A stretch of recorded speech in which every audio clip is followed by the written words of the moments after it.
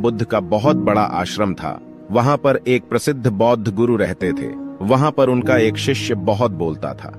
वो हर समय इधर उधर की बातें करता था। जब वह दान लेने के लिए जाता तो हर घर से एक नई कहानी लेकर आता और आश्रम के दूसरे शिष्यों को सुनाता था। एक शिष्य की दूसरे से बुराई करता, चुगली करता और दूसरों के सामने अच्छा बनने का प्रयास करता। खुद के मुंह से ही खुद की तारीफ करता रहता और हमेशा ही खुद को गुरु के सामने सबसे बुद्धिमान और उत्तम साबित करने का प्रयास करता। वह खुद को सभी शिष्यों से अलग और श्रेष्ठ मानता था। उसका कहना था कि मैं एक अमीर घर का बालक हूं। अगर मैं चाहता तो एक आरामदायक और सुविधाओं से भरा जीवन जी सकता था, लेकिन मैं वह सब छोड़कर यहां आ गया क्योंकि मुझे सत्य की खोज करनी है, खुद को जानना है, जीवन को जानना है। इसीलिए मेरा त्याग तुम सबसे बड़ा है। एक दिन गुरु ने आश्रम के सभी शिष्यों को बुलाकर कहा, आप सभी को अगले 1 माह के लिए कोई न कोई संकल्प लेना है। इससे आपकी संकल्प शक्ति मजबूत होगी और आप में आत्म शक्ति का संचार होगा। आप सभी अपने सामर्थ्य के अनुसार कोई सभी संकल्प ले सकते हैं और यदि 1 माह से पूर्व आप में से जिसका भी संकल्प टूट जाएगा तो वो अपनी पुरानी दिनचर्या में वापस आ जाएंगे। सभी शिष्यों ने अपनी शक्ति के अनुसार छोटे बड़े संकल्प लिए और गुरु को अपने अपने संकल्प के बारे में बताकर वहां से चले गए। लेकिन वह शिष्य जो खुद को सबसे अलग और बड़ा दिखाना चाहता था, वो सीधे गुरु की कुटिया में पहुंच गया और बोला, मैं कोई छोटा मोटा संकल्प नहीं लेना चाहता, बल्कि खुद की ही भांति एक बड़ा और महान संकल्प लेना चाहता हूं। कृपया आप ही बताएं क्या संकल्प लेना चाहिए। उसकी यह बात सुनकर गुरु मुस्कुराए और बोले, क्या तुम मेरे द्वारा दिए गए संकल्प को पूरा कर पाओगे? क्या तुम्हारे लिए उसे पूरा करना संभव होगा? शायद नहीं, वो तुम्हारे लिए संभव नहीं है। तुम उसे पूरा नहीं कर पाओगे, इसीलिए तुम खुद ही कोई संकल्प ढूंढो। शिष्य ने कहा, नहीं गुरुदेव, आप जो भी संकल्प मुझे देंगे मैं जरूर उसे पूरा करूंगा। गुरु ने कहा, ठीक है, तो तुम अगले 1 माह तक चुप रहोगे, मुंह से एक शब्द भी नहीं निकालोगे, यही तुम्हारा संकल्प है। शिष्य ने कहा, गुरुदेव, ये भी कोई संकल्प है? ये तो बहुत ही आसान है। 1 माह तक चुप ही तो रहना है। आप कोई बड़ा संकल्प दीजिए जो मेरी योग्यता के लायक हो, जिसे पूरा करने में मुझे समस्या हो। गुरु ने कहा, पहले तुम इस संकल्प को तो पूरा करके दिखाओ। शिष्य ने गुरु की बात मान ली और वह उसी समय चुप हो गया और पलटकर कुटिया से बाहर चला गया। उसे चुप रहना बहुत आसान लग रहा था। उसने एक दिन तो जैसे तैसे चुप रहकर काट लिया, लेकिन दूसरे दिन से उसके मन में ना बोलने का बोझ बढ़ने लगा। तीसरे दिन उसे भारीपन महसूस होने लगा और चौथे दिन उसके अंदर एक अजीब सी बेचैनी होने लगी, क्योंकि आसपास आश्रम के सभी शिष्य एक दूसरे से बातें कर रहे थे। वो भी अपना पक्ष उनके सामने रखना चाहता था, उनकी बोलती बंद कर देना चाहता था, लेकिन उसका संकल्प उसके आड़े आ रहा था। इसीलिए वो पूरे दिन सिर्फ मुंह और आंखें बनाता रहता। इसी तरीके से कुछ दिन और बीते और वह शिष्य बीमार पड़ गया। उसका सिर फटा जा रहा था, उसका खाने पीने तक का मन नहीं कर रहा था, वह सिर्फ बोलना चाहता था। वह गुरु के पास गया और उनके सामने बैठकर लिखकर उन्हें बताया, गुरुदेव, मैं बोलना चाहता हूं, बिना बोले। मुझे सांस नहीं आ रही, मेरा दम घुटता जा रहा है, मैं अंदर ही अंदर पागल हुआ जा रहा हूं। मैं क्या करूं? संकल्प तोड़ दूं क्या? यह पढ़कर गुरु मुस्कुराए और बोले, संकल्प तो तोड़ने के लिए ही होते हैं, लेकिन जो अपने संकल्प को पूरा कर लेता है वही अपनी आंतरिक शक्ति को बढ़ाता है, और जो अपनी आंतरिक शक्ति को बढ़ा लेता है वो समझ और जागृति की राह पर आगे बढ़ जाता है। संकल्प का लेना भी तुम्हारे हाथ में था और इसे तोड़ना भी तुम्हारे ही हाथ में है। तुम्हारे बहुत से भाई अपने संकल्प को तोड़कर अपनी पुरानी दिनचर्या पर वापस आ चुके हैं। अगर तुमसे नहीं हो पा रहा तो तुम भी संकल्प तोड़ कर अपनी पुरानी दिनचर्या पर वापस जा सकते हो।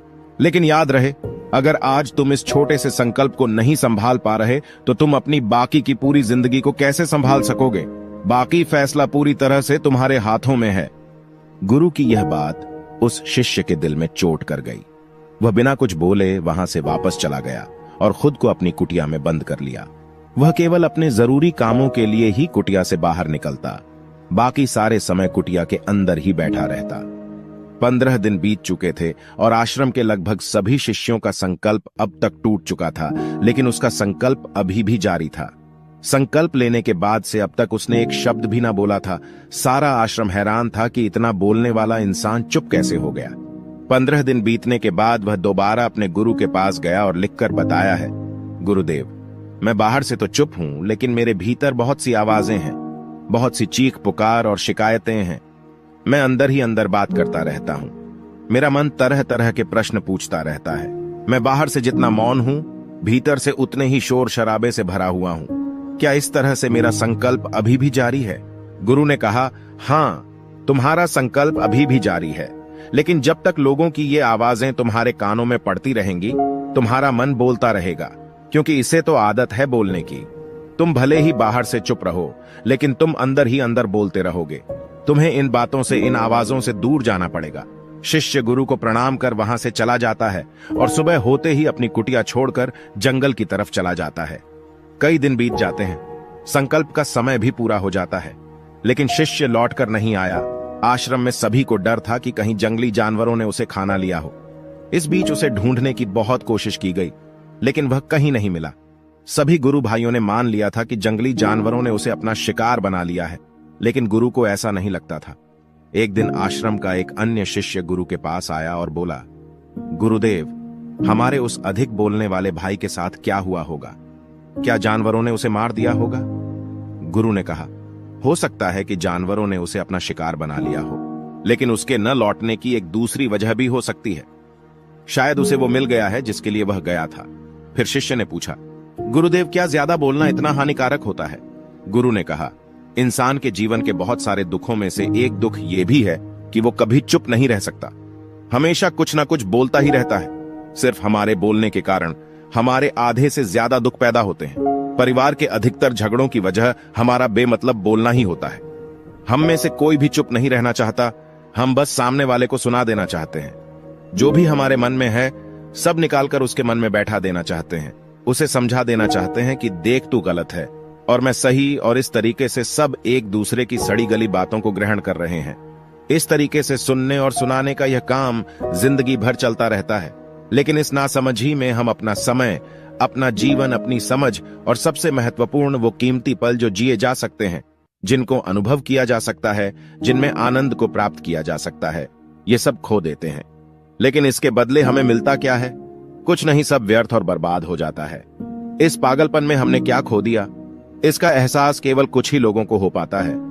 बाकी लोग जैसे उन्हें अपने आने का पता नहीं, वैसे ही उन्हें अपने जाने कभी पता नहीं चल पाता। शिष्य ने कहा, तो फिर इसका समाधान क्या है? गुरु ने कहा, पूरी जागरूकता के साथ अपने विचारों को देखना यही एकमात्र तरीका है। सारी मानसिक समस्याओं का वर्तमान में रहकर चिंतन करना, पूरी जागरूकता के साथ अपना काम करना जिंदगी में चमत्कारिक बदलाव ला देता है। उसके बाद वह शिष्य गुरु से अपने प्रश्नों का उत्तर पाकर उनको प्रणाम करके वहां से चला गया। उस शिष्य को आश्रम छोड़कर गए हुए 3 महीने का समय बीत चुका था, लेकिन उसकी कोई खबर ना थी। अब तक तो सभी गुरु भाइयों ने भी उसके वापस लौटने की उम्मीद छोड़ दी थी, लेकिन एक दिन वो आश्रम लौट आता है। उसे देखकर सभी के आश्चर्य और खुशी का ठिकाना न रहा, लेकिन अब वो नहीं था जो यहां से गया था। वो कुछ और ही बनकर वापस आया था। उसके अंदर एक गजब का बदलाव महसूस किया जा सकता था। उसके चेहरे पर एक गजब का ठहराव और आंखों में बड़ी शांति थी। आश्रम में आते ही सभी गुरु भाइयों ने उसे चारों तरफ से घेर लिया और बातें करने लग गए। वह भी अपने गुरु भाइयों से बातें करने लगा। उससे बात करने वाले सभी ने यह अनुभव किया कि अब वे पहले जैसा उतावला और बातूनी नहीं रह गया था। उसके मुंह से एक एक शब्द बहुत ही सुलझे हुए और मधुरता के साथ निकल रहे थे। थोड़ी देर तक गुरु भाइयों से बात करने के बाद वह सीधा गुरु की तरफ चला गया। उसने गुरु के चरण छुए और कहा, गुरुदेव, क्या मैं अब भी मौन हूं? क्या अब भी मेरा संकल्प जारी है? गुरु ने कुछ देर तक शिष्य की आंखों में बड़े ध्यान से देखा और कहा, हाँ, तुम अब भी मौन हो। तुम्हारे मुंह से एक भी शब्द निकल नहीं रहा और तुम्हारा संकल्प अभी भी जारी है। शिष्य ने कहा, गुरुदेव, जब मैं आश्रम से गया तो मैं मुंह से तो चुप था, लेकिन मेरे अंदर बहुत सी आवाजें थीं। मन में बहुत से प्रश्न थे और वो बंद नहीं हो रहे थे, तो मैं जंगल में चला गया, इस उम्मीद से कि वह मुझे शांति मिलेगी और मेरे मन की बकबक कम हो जाएगी। लेकिन मैं जितना एकांत में जाता गया, मेरे अंदर की आवाज उतनी ही तेज होती गई। मेरे भीतर की पुरानी से पुरानी आवाज मुझे सुनाई देने लगी। तब जाकर मैंने महसूस किया कि मैं कितना गलत कर रहा था। जब मैं अपने परिवार वालों, दोस्तों को और गुरु भाइयों को बुरा भला कहता था, तो उस समय मुझे लगता था कि मैं सही कह रहा हूं। जब मैं गुरु भाइयों की एक दूसरे से चुगली करता हूं और उनका मजाक बनाता, तब भी मुझे यही लगता था कि मैं उनसे बेहतर हूं और मैं सही कर रहा हूं। लेकिन उस दिन मैंने पहली बार महसूस किया कि मैं कितना गलत बोलता था। काफी दिनों तक ये आवाजें, ये शिकायतें मेरे अंदर चलती रहीं, लेकिन धीरे धीरे करके एक दिन ये सारी आवाजें मेरे अंदर से समाप्त हो गईं। अब मैं भीतर से भी मौन हो गया। उस घने जंगल में बाहर से कोई बोलने वाला था नहीं और भीतर कोई आवाज बची ही नहीं थी। और मैं उस दिन पहली बार मौन का सही अर्थ समझा। मेरे चारों तरफ बहुत शांति थी। हालांकि अभी भी कुछ आवाजें आ रही थीं, जो पहले भी आती थीं, लेकिन मैं उन्हें सुन नहीं पाता था। पर अब वह सभी आवाजें मुझे स्पष्ट रूप से सुनाई दे रही थीं। हवा के चलने की आवाज, चिड़ियों के चहकने की आवाज और पानी के बहने की आवाज। ये सभी आवाजें मैंने पहली बार पूरे होश पूर्वक सुनी। अपने चारों तरफ इतनी शांति मैंने पहले कभी महसूस नहीं की थी। तो इस शांति को भंग करने के लिए मैंने पहली बार अपने मुंह से कोई शब्द निकाला। मैं चिल्लाया, हे ईश्वर, यह कैसी शांति है? सभी कुछ इतना शांत क्यों है? ऐसा क्या हो गया? लेकिन मेरे चिल्लाने के बाद भी वह शांति भंग नहीं हुई। सब कुछ पहले के जितना ही शांत था, बाहर भी और भीतर भी। हे गुरुदेव, मैंने अपने गुरु भाइयों से बात की, मैंने आपसे बात की। मैं बोल रहा हूं, मैं चल रहा हूं, मैं सब कुछ देख रहा हूं, लेकिन मैं अपने भीतर एकदम एकांत में हूं, मौन में हूं, भीड़ में होता हूं, तब भी भीतर से अकेला एकांत में होता हूं। जब मैं खुद में भी शोर करना चाहता हूं, तब भी एकांत में ही होता हूं। अब सब दिखाई पड़ने लगा है, सब सुनाई पड़ने लगा है। गुरु ने कहा, जब तक हम बाहर की तरफ बोलते रहेंगे, भीतर अशांति ही रहेगी। लेकिन जिस दिन हम भीतर की तरफ मुड़ जाएंगे, तब हमारे मुंह से कुछ भी निकलेगा, हम शांत ही रहेंगे। दुनिया में जितनी भी बुराइयां हैं, ज्यादातर हमारे बोलने से ही उत्पन्न होती है, क्योंकि हम चुप रहना नहीं चाहते। हम जितनी जरूरत है उससे कहीं ज्यादा बोलते हैं। हम सामने वाले को सुनना नहीं चाहते, बल्कि उसकी बोलती बंद कर देना चाहते हैं। उसे समझा देना चाहते हैं कि मैं कौन हूं, मैं क्या कर सकता हूं, और यही हमारी जिंदगी का मकसद बनकर रह जाता है। हमारी सारी ऊर्जा इस व्यर्थ के बोलने में बर्बाद होती रहती है। ऐसे ही समाज में लोगों का जीवन दुखों से भर जाता है, जो हमेशा एक दूसरे को सुनाने में लगे रहते हैं। कभी एक दूसरे को सुनना नहीं चाहते, समझना नहीं चाहते, और चुप रहना तो उन्होंने कभी सीखा ही नहीं, क्योंकि चुप रहना उन्हें छोटा महसूस करवाता है। दुनिया की सभी लड़ाइयों का कारण हमारा बोलना ही है, इसलिए हमें सिर्फ उतना ही बोलना चाहिए जितना जरूरी हो, क्योंकि व्यर्थ का बोलना ऊर्जा को नष्ट करना है, और ये बोलना ही हमें कभी अपने भीतर की ओर लौटने नहीं देता, क्योंकि यह हमें बाहर की ओर खींचकर रखता है, और बाहर है ही क्या इस संसार के अलावा। लेकिन अगर अपने भीतर के संसार की ओर मुड़ना है, तो इस मुंह को बंद ही रखना चाहिए। इसीलिए जितने भी बुद्ध हुए, आत्मज्ञानी हुए, वो सभी एकांत की ओर भागे, ताकि उन्हें ज्यादा ना बोलना पड़े, ज्यादा सुनना ना पड़े। वो एकांत में रहें और शांत रहे, इसीलिए आसानी से भीतर की यात्रा कर पाए। लेकिन अगर कोई चाहे तो इस संसार में रहकर भी एकांत में रह सकता है, शांत रह सकता है, लेकिन इसके लिए उन्हें अपनी ऊर्जा बचानी होगी, जिसे वह अब तक अपने व्यर्थ के शब्दों में बर्बाद कर रहे थे। दोस्तों, इस कहानी की सीख यही है कि व्यर्थ का बोलना ऊर्जा को नष्ट करना है।